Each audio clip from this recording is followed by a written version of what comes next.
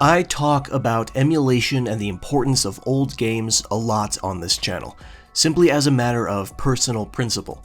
However, part of me feels like a total fraud. I feel a little self-conscious at the fact that I haven't really played that many older games.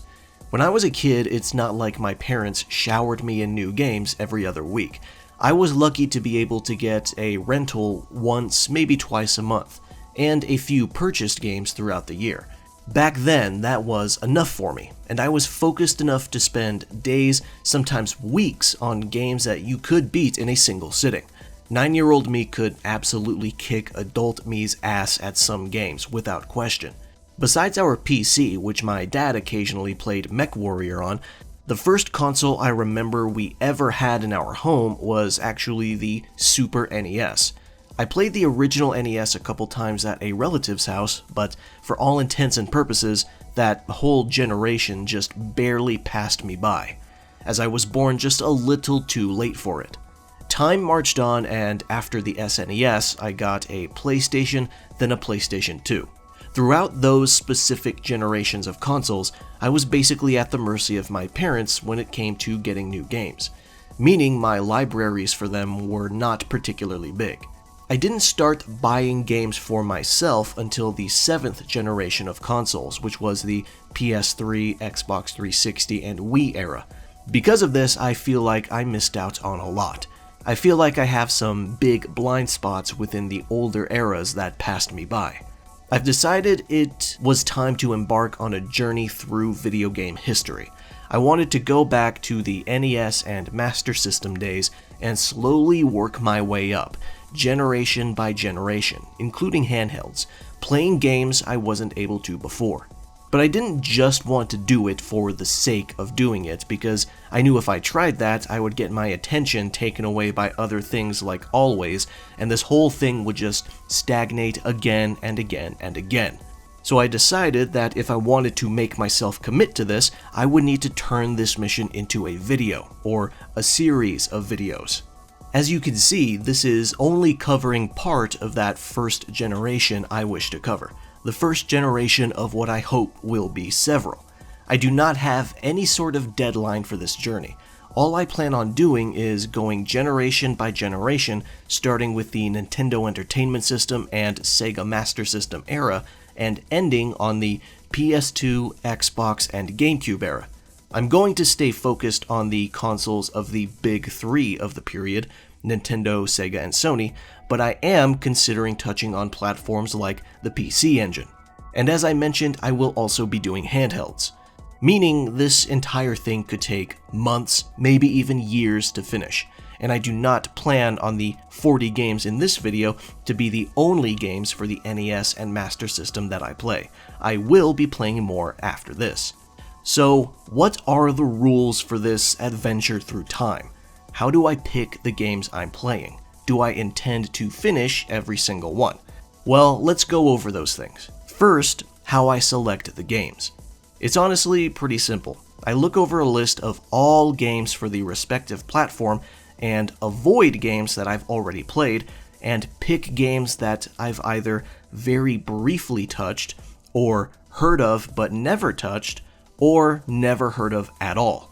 Meaning there is a small element of semi-randomness to this.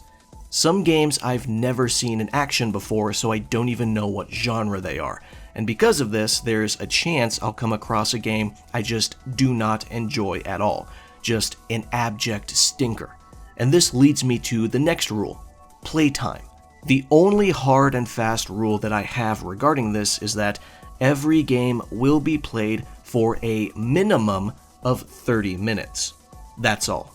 Afterwards, it's entirely up to me if I enjoy the game enough to continue beyond that. Now, I know that doesn't sound like a lot of time, but this is an era of video games where you can get somewhat far in that amount of time if you know what you're doing, assuming it's not insanely difficult, which quite a few games of this era are, to be honest.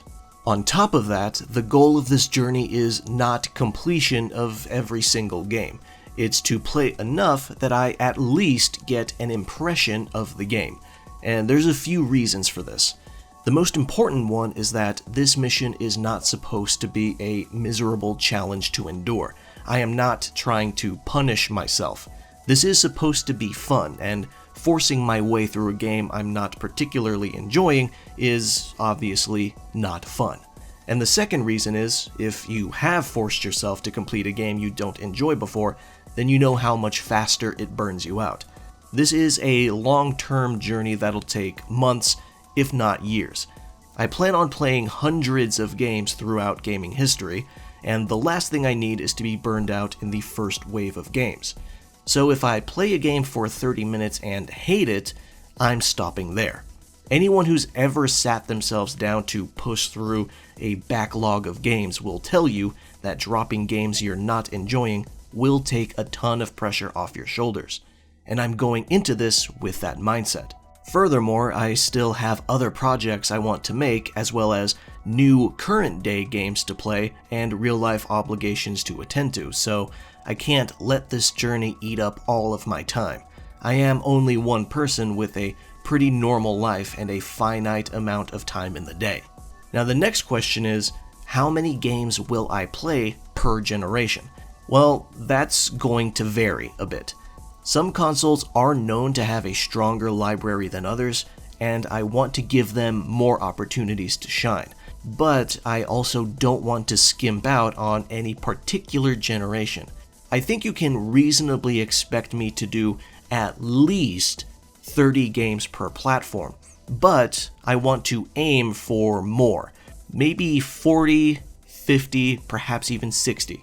The next question is, why am I doing emulation? Why don't I just buy the games? Well, to be frank, I don't make that much money. I have a list of all the games I plan on playing, and some of them go for $40, $60 or more just for the cartridge, and that ain't happening. The next question is, how will I be tackling this list? Where do I start? What's the pattern? Well, I've separated the games into groups of 5, and I do them one at a time, then I move on to the next group of 5 games. This is to help organize the list into smaller, bite-sized chunks so it's easier to manage and to help mitigate potential burnout a bit more. It's easier to do things this way because then I'm not put off by a single giant list. So I'm gonna go back and forth between groups for each console, going from NES Group A to Master System Group A, then back to NES Group B, and then Master System Group B, etc. Now, there are probably going to be a couple specific types of games that might throw my rules for a loop a bit. For example, long or super complicated games where 30 minutes isn't really enough for a proper first impression. Now, I'm not terribly worried that games like this are going to pop up this early into the journey, but if they do, then I'll try to give them more time than normal. But at the end of the day, my rules still stand. If I actively dislike those opening 30 minutes and I'm not interested in pursuing more, then I'm going to stop. I do have enough patience to power through a mediocre beginning if I feel like the game has potential to become great later, but if it just starts off really, really poorly, I'm just going to cut my losses. So I think that just about does it for all the rules. I don't want to complicate this process too much, so I am more or less keeping it vibes-based. Again, this is meant to be fun, not torturous. Also, if you have a suggestion for a game to play on either of these consoles that is not in this video, feel free to let me know, because I'm not against going back and doing this again if this journey proves to be somewhat popular. And also, you can join me on this journey in spirit by checking out my merch store. As of right now, I have 2 shirt designs, a sliced skull and a tribute to Hironobu Sakaguchi, creator of the Final Fantasy series. I also have a beanie with my logo embroidered on it, great for the cold weather. Both shirt designs are available in lightweight fabric and heavyweight cotton. I've already received samples of everything for quality checking, and I can confirm they look great in person. If you're interested, visit mildconviction.com or check the store tab of my YouTube channel page. Thanks for listening, now let's get back to the video. So, without any further ado, let's finally jump into the 40 NES and Sega Master System games I played. We're going to start with NES Group A, which consists of Abadox Deadly Inner War, Advanced Dungeons & Dragons Dragon Strike, Astyanax, Bionic Commando, and Burai Fighter. Yes, you heard that right, I never actually touched the original Bionic Commando before. First up though is Abadox, developed by Natsume, released in Japan in 1989 and North America in 1990.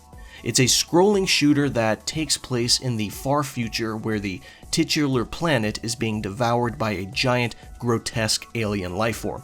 As you might expect from this genre and the era it's in, this game was pretty fucking tough. I was able to persevere and at least reach the final stage though. Its upgrade system can be very rewarding and take a lot of the edge off if you manage to grab all the pickups as they come your way. I also really like its visual style. The sprite work shows a good amount of detail in the horrific, disgusting enemy designs that look like a tangle of intestines and viscera, combining it with scientific foes like sentries. So its aesthetic is gross, but in an awesome, cool way.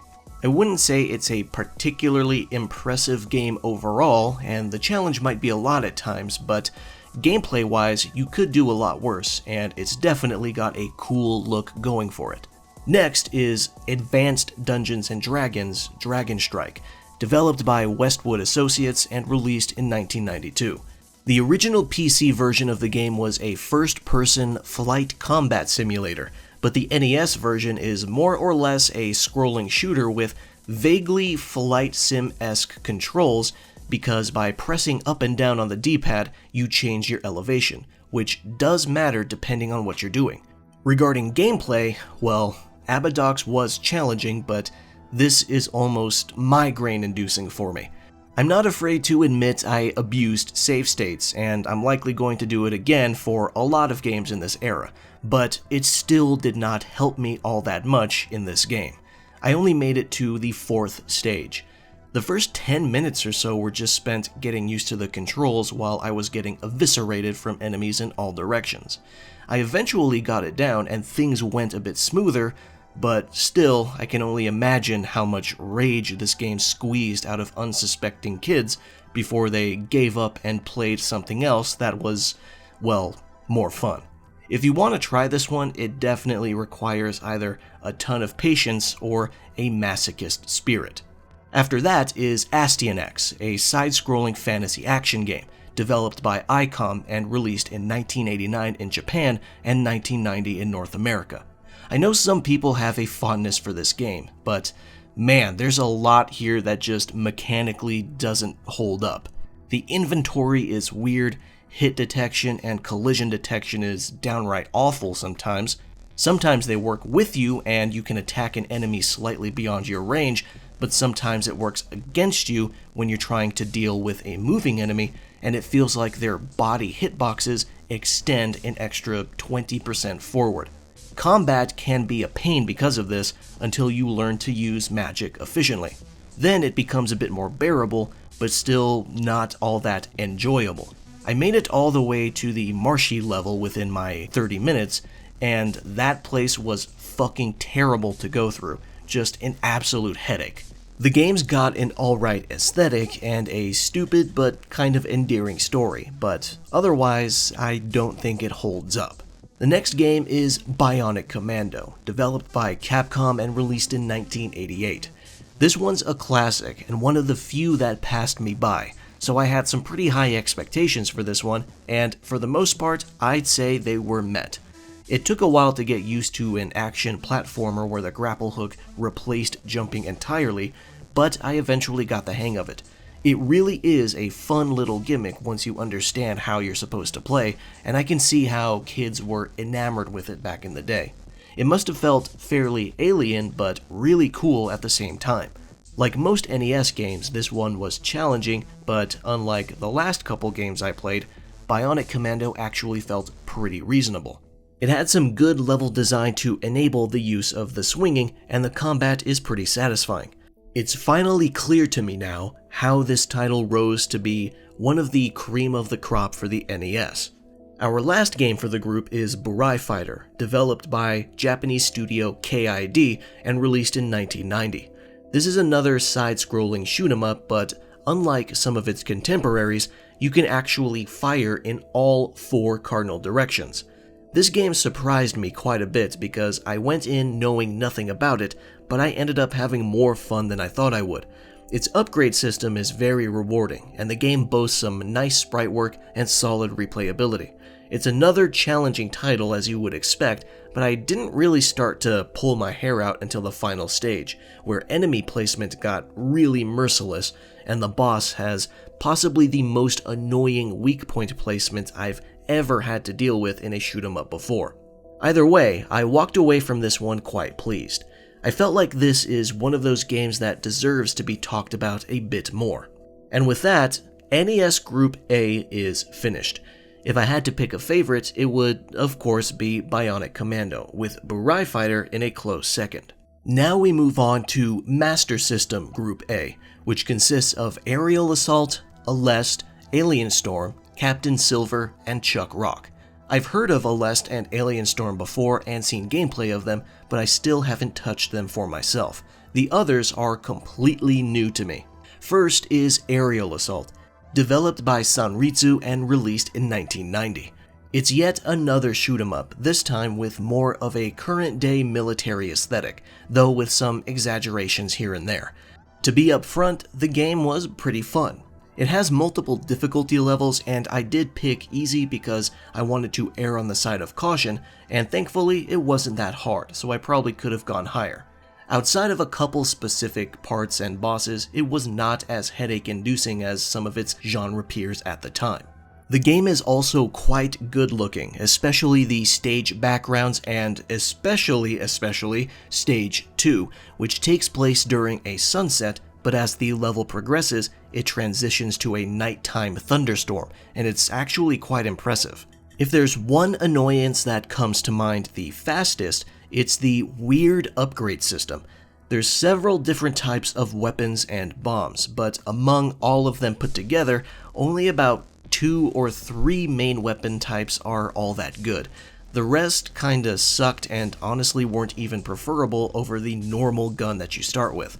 And to make matters worse, the upgrade pickups magnetize to you so aggressively you have to dodge them as if they were bullets so you don't accidentally pick up a shitty one. Overall though, it is a fun game, and a recommend for any shoot-'em-up fans who haven't tried it yet. The next is Aleste, a vertical scrolling shoot-'em-up developed by Compile and released in 1988. Outside of Japan, it was known as Power Strike. It's got the intense, chaotic combat you would expect from an early vertical shmup like this.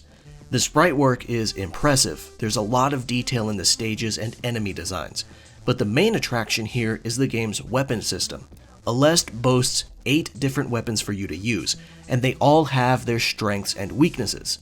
Unlike Aerial Assault, where some weapons felt like straight up garbage, everything has its use here. And furthermore, the game changes up enemy waves on the fly depending on which weapon you're using.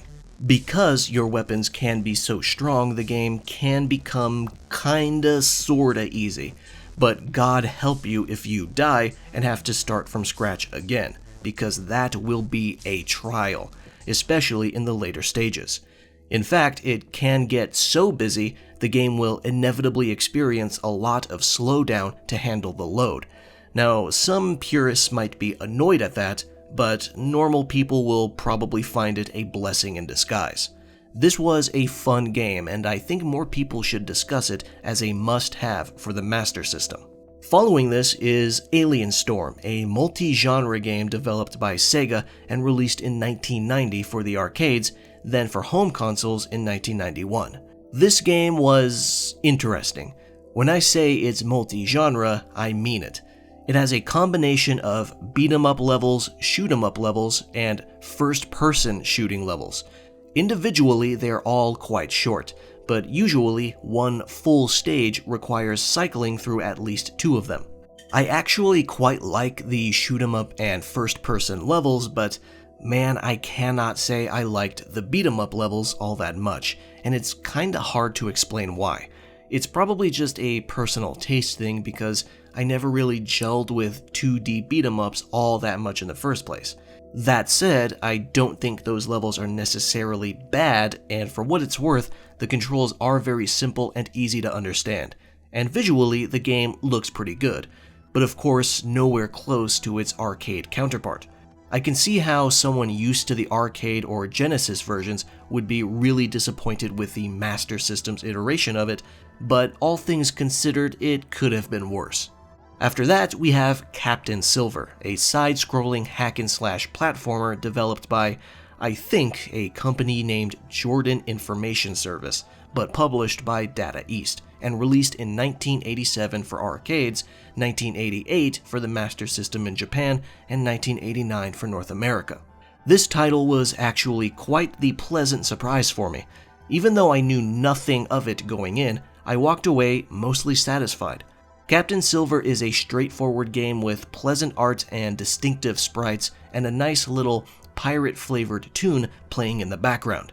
Controls are simple and immediate in their response, although the slippery physics makes platforming feel a little wonky. Thankfully, platforming is actually kept to a minimum here. But there is one issue.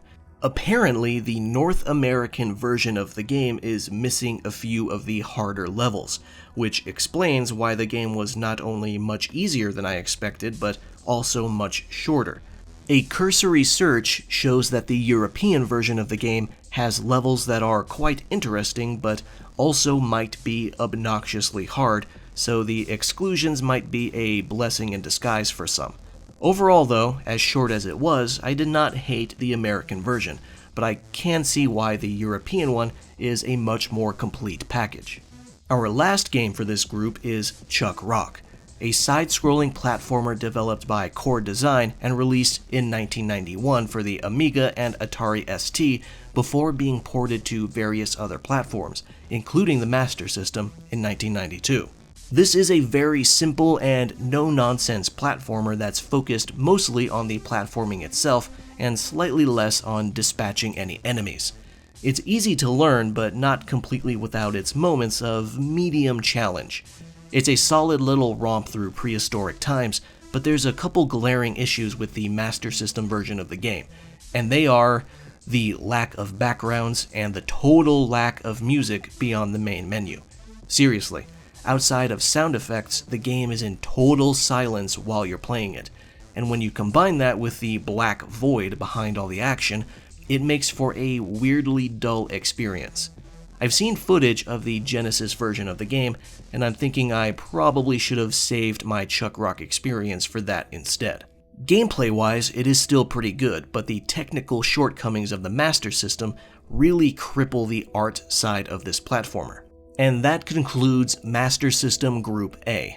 My favorite here would have to be Aleste. Now we're moving to NES Group B, which consists of Blades of Steel, Shadow of the Ninja, Breakthrough, Double Dragon, and Dragon Warrior. Yeah, you heard right, Double Dragon and Dragon Warrior. I never actually touched either of them before.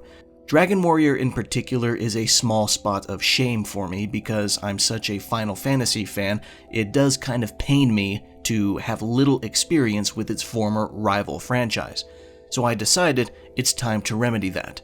First up is Blades of Steel, an ice hockey game developed by Konami, released in the arcade in 1987 and then on NES in 1988.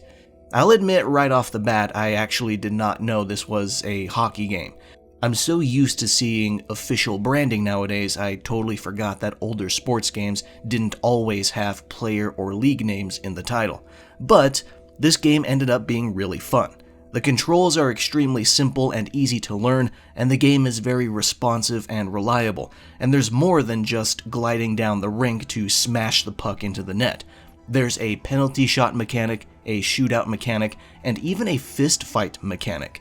The game also features voice samples, which was a technically impressive thing at the time, even though they're kind of garbled and not totally intelligible. It's an entertaining pick-up and play kind of sports game that is easy to sink 10 minutes or so into, or play with a friend for a fast-paced but not too serious competition. Next up is Shadow of the Ninja, a side-scrolling action game developed by Natsume and released in 1990.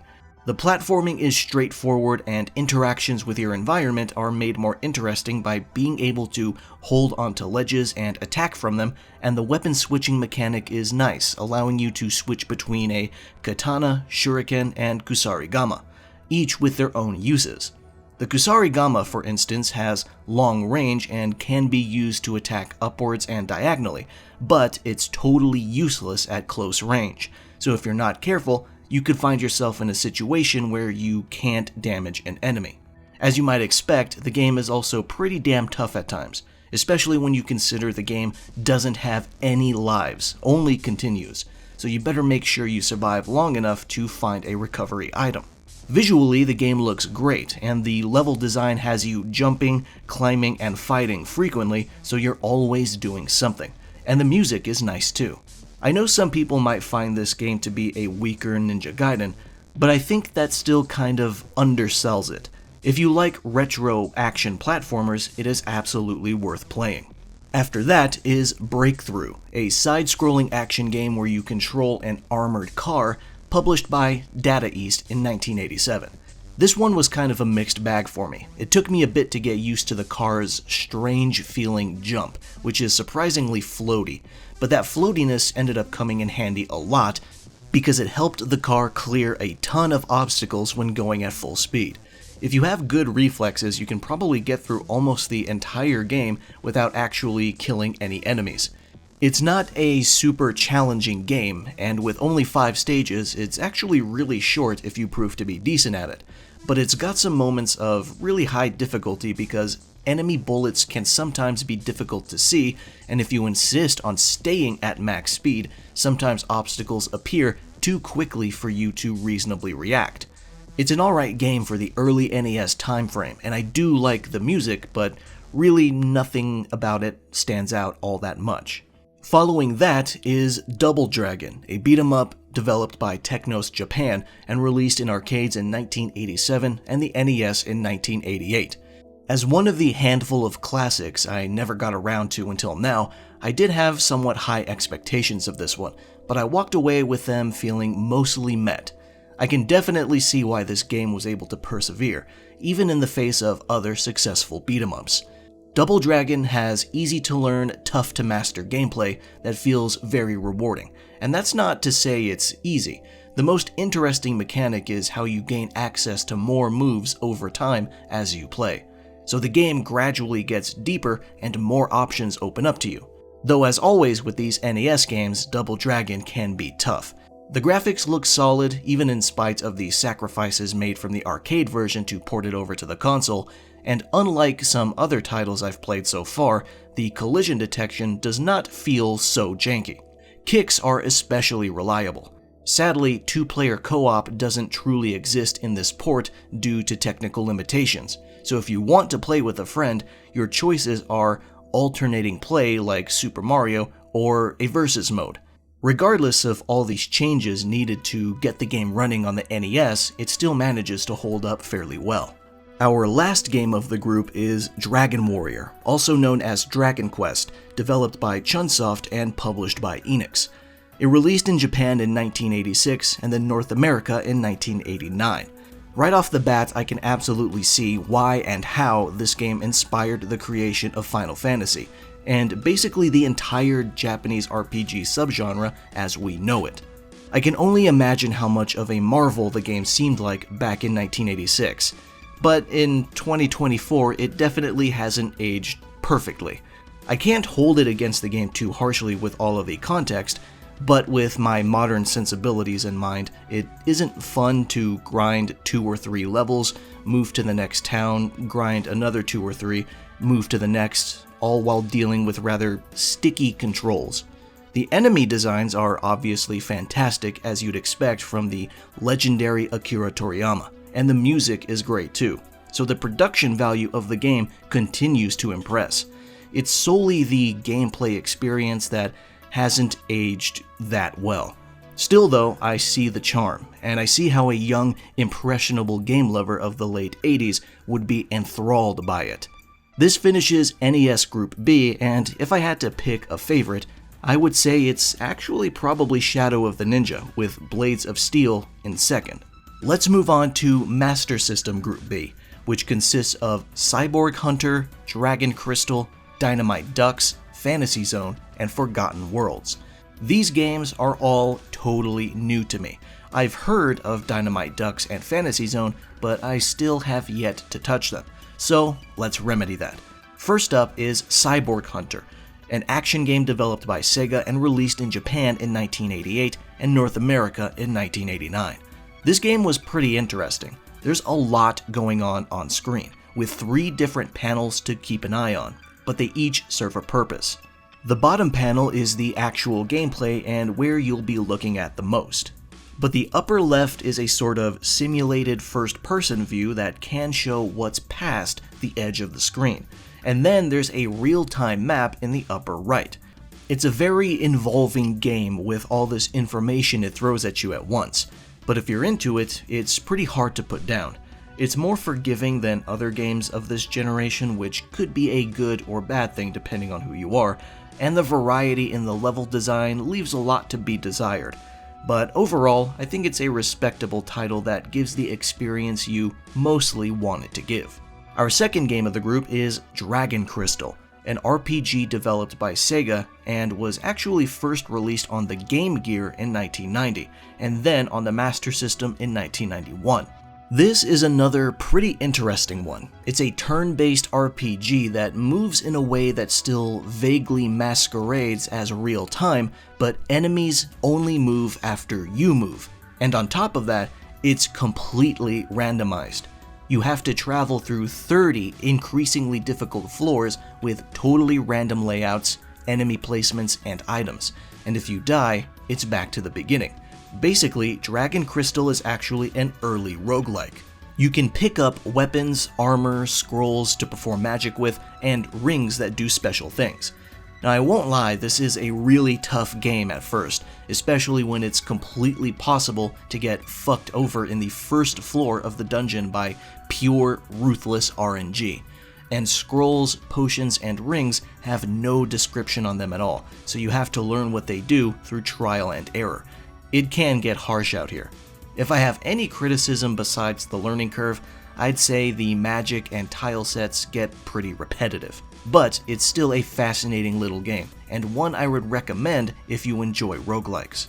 Next up is Dynamite Ducks, a beat-em-up developed by Sega AM2, who would soon go on to make Virtua Fighter and released in 1988. Despite the talent associated with the team behind this game, I wasn't really feeling it. It's a very basic beat-em-up with very basic combat. The controls are very reliable and responsive, but that honestly is the best thing I can say about it. Some of the weapons are kind of fun to use, while some of them feel like they run out of ammo before they truly make themselves useful. One annoying little quirk I've noticed is that when Bean, the main character, is using a weapon that extends past his body, it seems like his hurt box is extended forward with it, so enemies can't hurt him despite being a noticeable distance beyond arm's reach. Production-wise, the game's visuals are okay, bright colors and decent enemy designs, but the soundtrack got a bit tiresome pretty quickly. From what I was able to gather, the arcade version of the game is said to be much better, so I'm gonna have to put this in the pile of games that I probably should have played a different version of.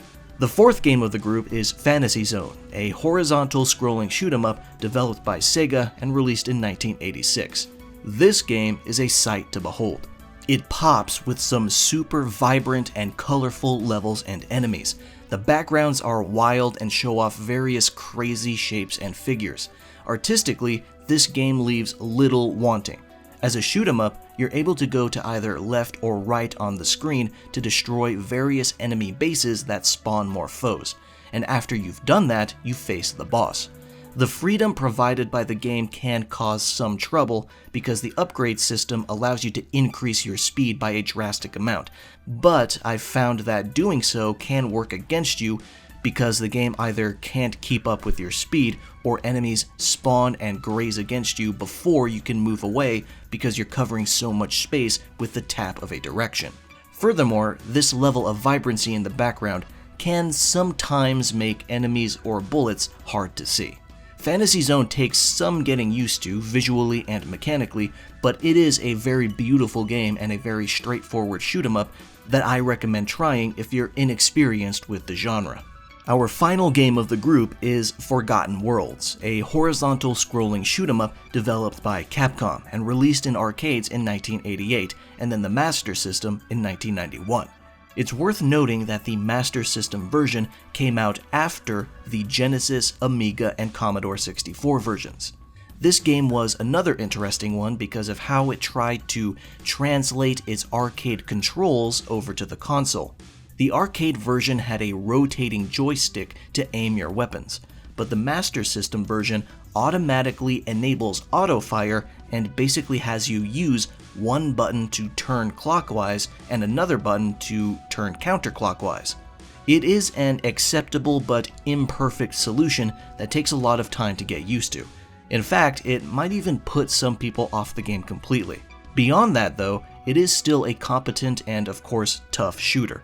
Like Fantasy Zone, this game also has shops that pop up mid-level that allow you to buy various upgrades that suit your needs. Visually, the game looks pretty good, but of course its arcade iteration looks miles better, boasting a very clear merging of weird sci-fi and some hints of Fist of the North Star. While I don't regret playing the Master System version, this is another title that I probably should have put off for when I do Genesis games. This finishes up Master System Group B, and out of all 5 games, I would actually say Fantasy Zone is my favorite. Now let's head back to Nintendo with NES Group C, which consists of Gradius 2, Ikari Warriors, Kid Icarus, The Legend of Kage, and Might and Magic. I actually do have some experience with a few Gradius games, but besides the first game, the earlier entries have remained untouched. As a fan of the King of Fighters, I also never touched Ikari Warriors, the series that Ralph and Clark are from. And as shocking as this might sound, I've never actually played any Kid Icarus game before, not even Uprising. So this'll be an interesting group for me. Let's start with Gradius 2, a horizontal scrolling shoot-'em-up developed by Konami and released in arcades and on the Famicom in 1988. Right off the bat, there's 2 things that's clear about this game. 1, it's beautiful to look at with its crisp sprite work and fantastic detail, and 2, it is punishing. Even if it's not as merciless as its arcade version, as I have seen some people state, it's still a ruthless shoot-'em-up that will take lots of practice to make meaningful progress in, because it's not just enemies and their bullets you need to avoid, but also an insane amount of environmental hazards. Even the slightest scratch on your ship will be instant death, and that is something to keep in mind while dodging enemies that home in on you with pinpoint accuracy and speedy aggression. Sometimes even taking U-turns to surprise you from behind if you foolishly thought you could get away with letting them pass by. Honestly, playing this game occasionally reminded me of why I tend to prefer the vertical scrolling bullet hells of Cave instead, but thankfully the game is still forgiving with its checkpoint system on losing a life, and it has unlimited continues. The game offers a unique experience with every stage and a satisfying weapon upgrade system that gives the player more control in their offensive options. As tough as the game may be, it is clear as to why it stood the test of time with its gorgeous graphics and no-nonsense gameplay. After that is Ikari Warriors, a vertically scrolling run-and-gun game by SNK, but the NES version specifically was made by Micronix. It released in Japan in 1986 and North America in 1987. So, I had a feeling I was in for some nonsense when I gave this game a cursory search and found nothing but people being apathetic about it at best, or straight up resentful of it at worst. When I first started the game, it didn't seem so bad, but that first level just kept going and going and going, and I started to see why it was so disliked. The NES version of Ikari Warriors has an uninteresting art style with highly repetitive environments, which is not helped by the fact that these levels go on for 15 straight uninterrupted minutes. The music is even worse, with one song that plays the entire time. The controls are slow and cumbersome. Your character has the turning speed of an 80-year-old grandma with a bad hip. And the difficulty is obscene. Sometimes enemies attack in waves of 2 to 6, and they move way faster than you. This game is unfortunately a dud. If you want to play Ikari Warriors, just skip this version and go straight to what I assume and hope is the superior arcade version. Next is Kid Icarus, a platformer developed by Nintendo and released for the Famicom Disk System in 1986, and then brought over to the NES in 1987. Right off the bat, I can at least tell you that visually and musically, this is an improvement over Ikari Warriors. The aesthetics are solid, if not a bit dated considering this is an early NES title, but the sprite work looks good, all things considered. The environments have detail and the enemies are all distinct. Gameplay-wise, this has some promising ideas pertaining to its platforming and light RPG elements, but it doesn't feel fully realized in this debut title just yet. The game can be tough as nails due to the precision it asks from the player, despite the floaty feeling of the jumps, with enemies to avoid on top of that. Looking back, I can see why this game wasn't as much of a barn burner as other NES titles, but I can also see why it has a loyal cult following. Our fourth game of the group is The Legend of Kage, developed by Taito and released in arcades in 1985, then the Famicom and NES in 1986 and 87 respectively. Man, let me tell you, as soon as this thing started, I knew I was in for abject mediocrity. I don't know how the arcade version of the game is, but this NES version just stinks. The level design is repetitive, the enemies are repetitive, the music is repetitive, and the difficulty teeters between normal hard and just flat out ridiculous. It feels like every time I lost a life, it was because an enemy appeared directly in front of me and instantly threw a projectile on frame 1 of their spawn, and because I was already running full speed towards them, I had no choice but to take it. By the time I saw the little ninja star flying towards my character, it already hit me. If there's any good thing to say about the game, it's that the controls are responsive and needing to press up on the D-pad to jump feels weird at first, but it does become second nature pretty quick. That's about all the positivity I can muster for this one. Otherwise, it's a flaccid experience. The final game of the group is Might and Magic Book 1, Secret of the Inner Sanctum, developed by New World Computing and originally released for the Apple II in 1986. It was ported to the NES in Japan in 1990, then North America in 1992. Fun fact, this NES port was scored by composer Masaharu Iwata, who would go on to make music for Ogre Battle, Bloody Roar, and Final Fantasy XII. This is a first-person grid-based RPG, and as you might imagine for this area, it's also a pretty tough one. You start the game extremely weak, even with a full party. A puppy with a bad attitude could wipe you out. This makes progress pretty slow, but also meaningful. Finding a new piece of equipment, no matter how unremarkable it may seem, is a huge help. Thus, combat is quite tactical, and you can't just blindly mash attack and expect to get anywhere. Everyone has their role to play, and the beginning hour or so of the game is one hell of an obstacle to climb as you get your bearings and learn what to do. Probably easier said than done because the narrative is sparse and offers little, if any, direction. The visuals of this NES port are good though. There's a wide variety of enemies, even in the first area, and they're all very distinct in their designs. The music is rather pleasant and varied too. As an old RPG, it has aged in ways that some people won't really enjoy if they're not used to this kind of game, but if you're into it, you can probably put many hours into this one. Overall, I would say it is a solid game. This concludes NES Group C, and out of all 5 games, I would say my favorite is, honestly, Gradius 2, though Might and Magic comes in at a close second. Now we move on to Master System Group C, which features Galaxy Force, Golden Axe, King's Quest, Quest for the Crown, Penguin Land, and Spellcaster. Yes, you heard right, I never touched Golden Axe before, not even a bit. I've always had a passing interest in it, but I never fully committed to sitting down and actually playing one of the games before. First though, we're starting off with Galaxy Force, a rail shooter developed by Sega and released in 1988. Right off the bat, if this game has anything going for it, it's the presentation. You can tell just by looking at this game it was probably pushing the Master System to its absolute limits, which is both impressive yet obvious in a not-so-great way. While the sprite art is fantastic, the on-screen movement is not terribly smooth in action, and sometimes the game just looks straight up like a very fast slideshow. Now you're not just gunning down enemies either. Some stages take on maze-like qualities where you have to also turn with the camera and avoid slamming into walls. These sections can be brutal and take lots of practice.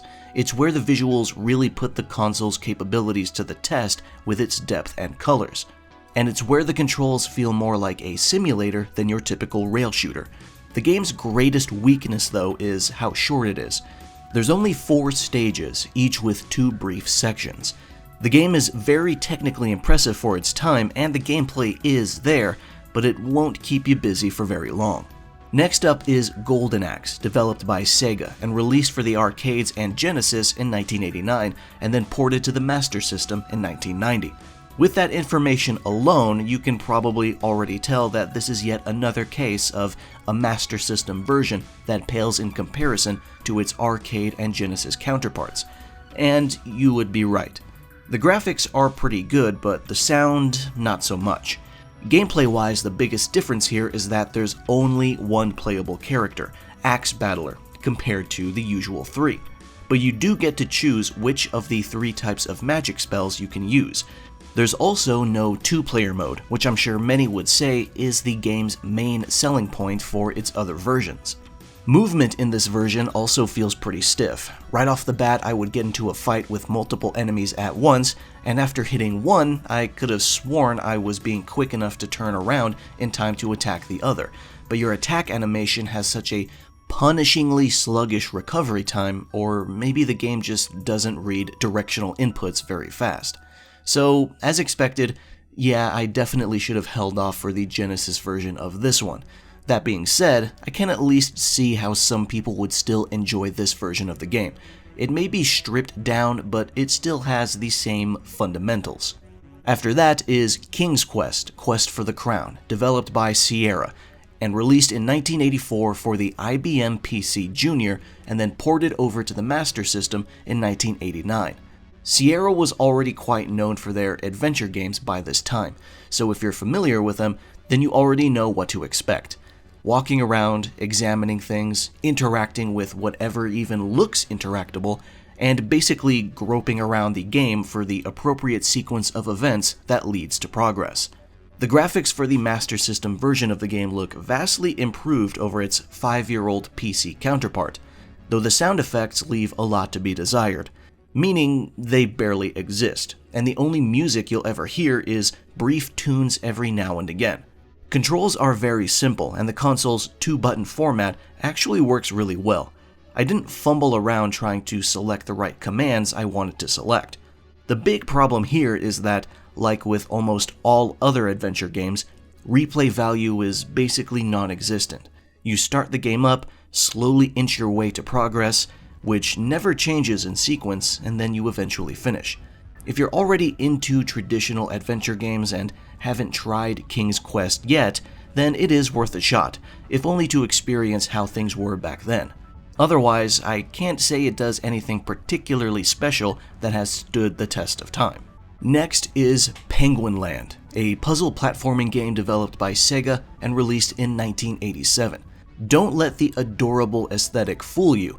This can be a real brainbuster of a game. At least it was for me.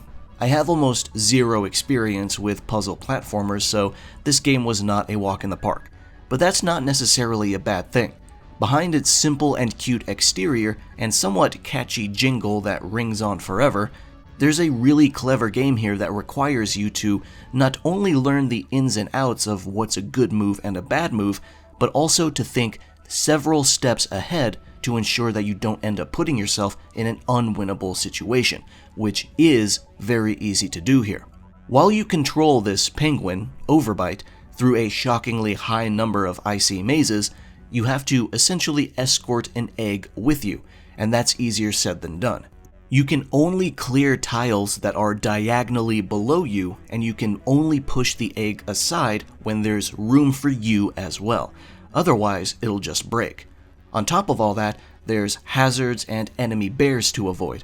If it was only about the puzzle finding a way to descend quickly, it would be easier, but also less interesting.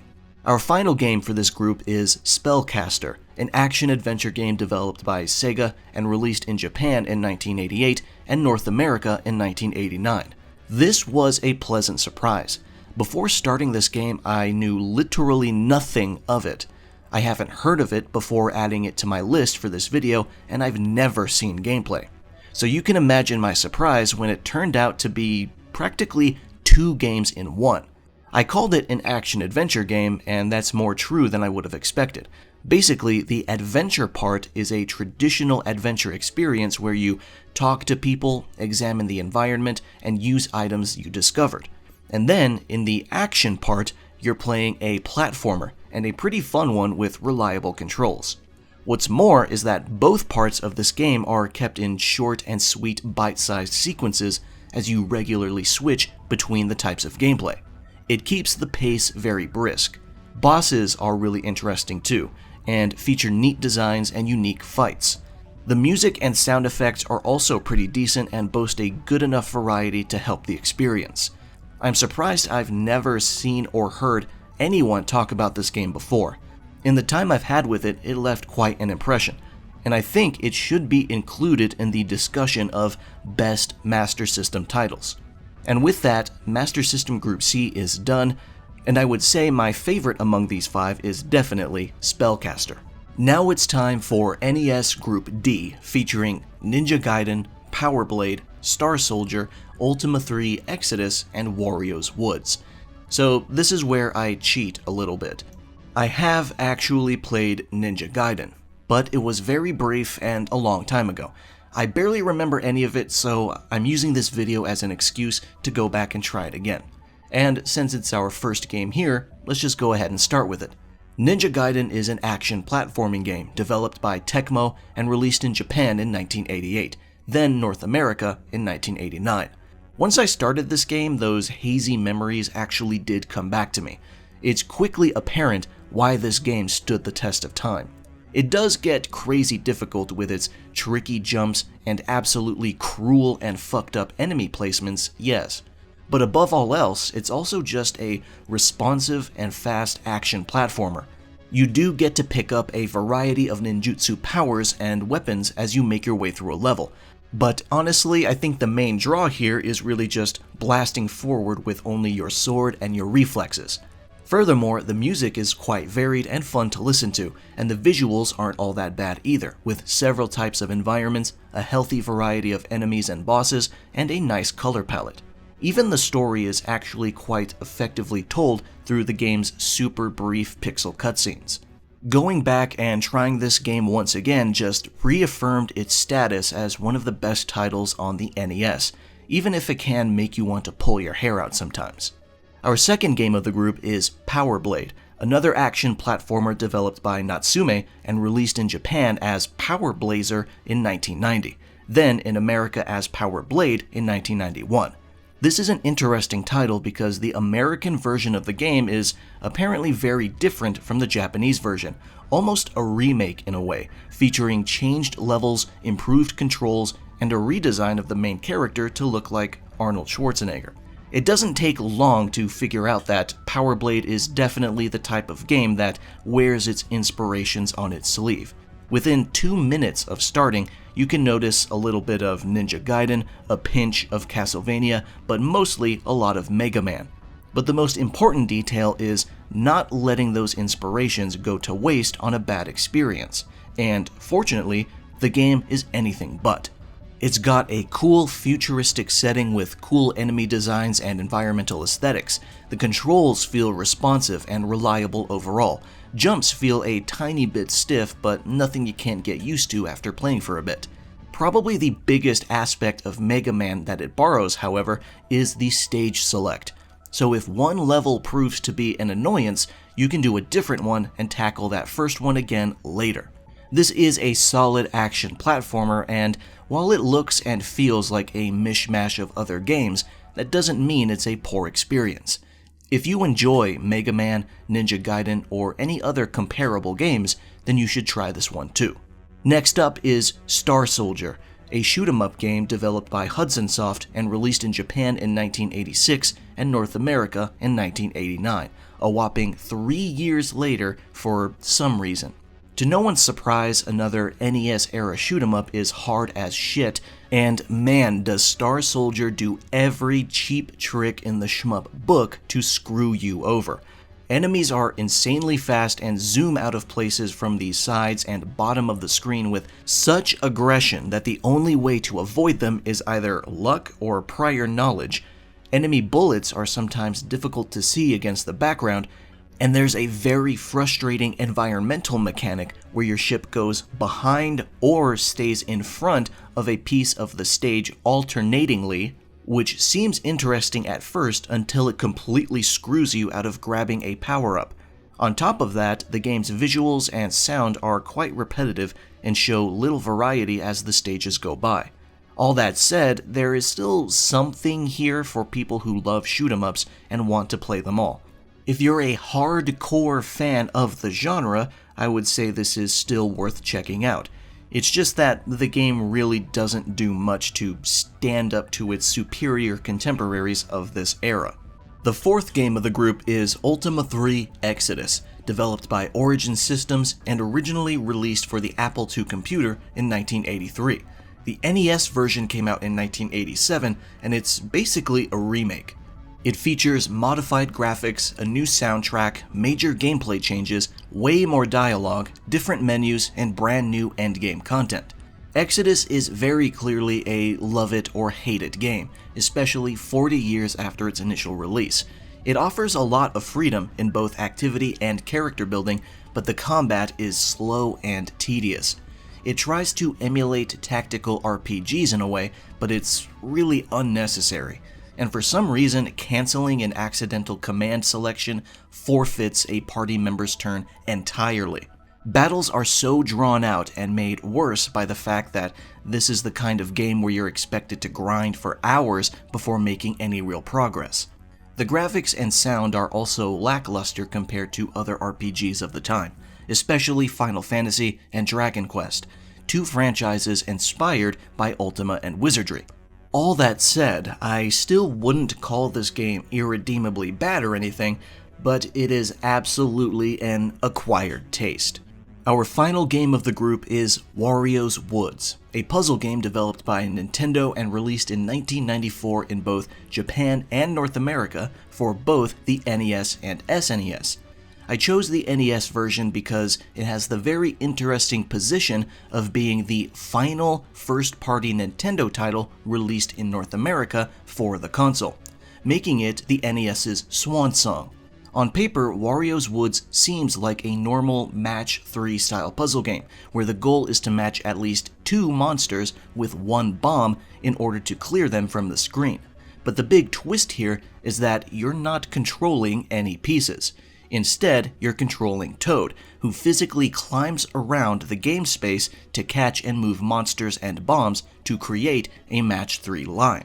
There's also 2 different modes, and one of them even has boss fights. And what's more, if you take too long, Wario shows up and makes more bombs and monsters spawn while also lowering the ceiling to shorten the amount of time you have to work with.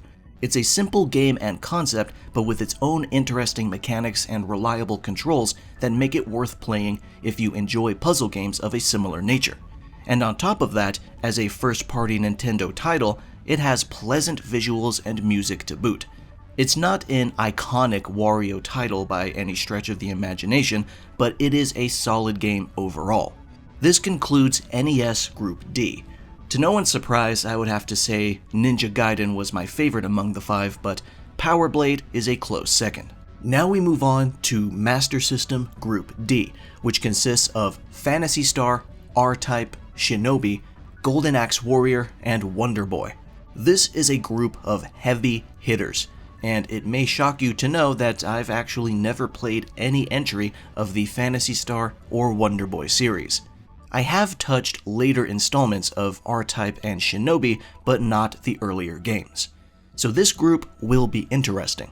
Let's start with Phantasy Star, an RPG developed by Sega and released in Japan in 1987 and North America in 1988. It's apparent pretty quickly that this game was quite progressive back in the day. Its mixture of a more traditional overworld and a first-person perspective when either talking to an NPC or exploring a dungeon was really interesting, granting a level of immersion that even the likes of Final Fantasy and Dragon Quest were unable to achieve. Along with the space opera setting in lieu of the typical high fantasy, it definitely sets itself apart from its genre peers. Visually, the game is beautiful, with bold colors and a variety of detailed environments and sprites, and the soundtrack is nothing to sneeze at either. There's a variety of commands to use both in and out of combat, but if there's any annoyance here besides the expected early game grind that a lot of RPGs have, it's that no matter how many enemies you fight at once, only one is visible on screen, and you lack the ability to actually pick your target in battle, meaning which enemy you hit is random. Overall though, I can see why this game is considered a major contributor to the growth of Japanese RPGs. Next up is R-Type, a horizontally scrolling shoot-'em-up developed by IREM, released in arcades in 1987, then the Master System in 1988. I've already played several shoot-'em-ups in this video, but I gotta say, this has been my favorite so far. The music is more varied, fitting, and catchy than I would have expected, and the visuals are fantastic. The sprites are super detailed and distinct, and the art direction is just amazing. Stages are challenging and tricky without being ridiculous, and boss fights are really cool. The controls are straightforward and reliable. Button 1 is for your normal gun, and button 2 is for sending out or calling back your pod, which in itself is an interesting tool to get through levels considering it's indestructible. Learning how to use your pod is key in getting through these stages unscathed and in a respectable amount of time. This game is just hard to put down. It's no wonder it's considered one of the strongest games in the Master System lineup. It just fucking rules. However, with all that said, there is one major performance issue that I encountered, and I don't think it's exclusive to my emulated experience. Sprite flickering. When the game gets really busy, sprites start to flicker a lot, and it can get very jarring. It's made even worse by the fact that the game also slows down when the stage gets really busy, so when your ship starts to flicker, it's gone for multiple consecutive frames. It can get bothersome and make screen legibility difficult. Beyond that though, I really love R-Type. Following that is Shinobi, an action platformer developed by Sega AM1 and released for arcades in 1987 and then the Master System in 1988. I'll admit I don't think Shinobi aged quite as well as certain other action platformers that released within the next couple years afterward, such as Ninja Gaiden. But there's still something here worth checking out. Combat is easy to get into and find a rhythm with. While running around trying to rescue a bunch of kids for points and bonuses, I noticed the controls are reliable and precise. And much to my surprise, you can actually crouch walk in this game, which is something I didn't expect. I mean, I'm not sure why I didn't expect it, but it was nice to see. Visually, it also looks pretty good for its time. Enemies and projectiles are easy to see, levels have their own distinctive aesthetic, and on top of that, the music's fairly easy on the ears too. In terms of speed and action, other games will offer more thrills and more difficulty because when all is said and done, Shinobi is honestly kinda easy. But it's still a solid title in its own right, and one of the few instances where I've seen people suggest the Master System version is better than its arcade counterpart. Our fourth game of the group is Golden Axe Warrior, an action RPG developed by Sega and released in 1991. Rather than being a side-scrolling hack-and-slash like the mainline games, this spin-off is more akin to Zelda, which is why I wanted to give it a try. I have a lot of respect for franchises that aren't afraid to dive into completely different genres for their spin-offs. Right off the bat, the Zelda influence on this game is, well, very obvious. But the late 80s and early 90s were a time of constant derivatives, clones, and ripoffs. It's not that much of an exaggeration to say that this period of gaming was built on the back of them. But what really matters is if Golden Axe Warrior is a good Zelda ripoff, and frankly, I think it is. The controls are reliable, the graphics are very pretty for the Master System, and the colors pop. The world is large and there's a lot to see and explore. The music is a bit repetitive and the range of some of your weapons don't feel all that great, but all in all, this could have been much, much worse. I gave a cursory search to see how people felt about this game, and it seems like there's some animosity towards it for not only being a Zelda clone, but a pretty late one. Personally, I don't feel that judgmental about it.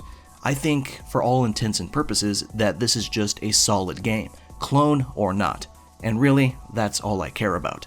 Our final game of the group is Wonder Boy, a platformer developed by Escape for arcades, but Sega made the console ports released afterward. It released in arcades in 1986 and was ported to the SG-1000 later that same year, then the Master System in 1987.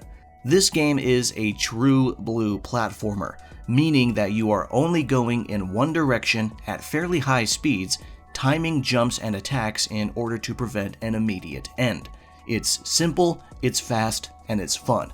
The game has a very bright, vibrant color palette, although sometimes the backgrounds are a bit too simplistic, sometimes merging with the ground a bit too well, and making enemies and obstacles a tiny bit harder to see. But as you keep your eyes peeled, you can still avoid them consistently. The important thing for a game like this, though, is that the controls are reliable and responsive, and thankfully, they are.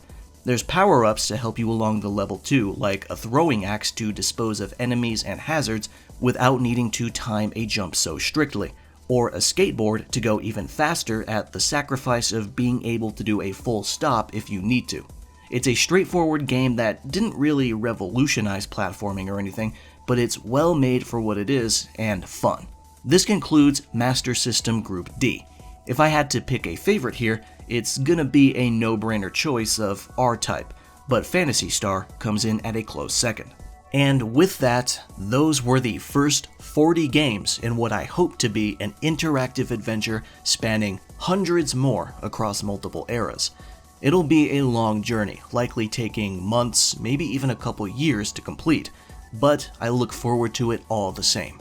Out of the 40 games in this video, I'd say my top 10 favorites would be Bionic Commando, Aleste, Shadow of the Ninja, Fantasy Zone, Gradius, Spellcaster, Ninja Gaiden, R-Type, Phantasy Star, and Power Blade. If you haven't played any of those games yet, I definitely recommend them. I am planning on playing more games for the NES and Master System, so if there's any particular titles for these consoles you would like me to try, please name them in the comments. My list is not fully set in stone just yet, so I might be able to slip some of your recommendations in there. Also, if you'd like, you can recommend games for the Super NES and Sega Genesis as well, because those are going to be the next consoles I tackle once these current two are done. This concludes my first chapter in this personal journey through time. Thank you for watching, and I'll see you around.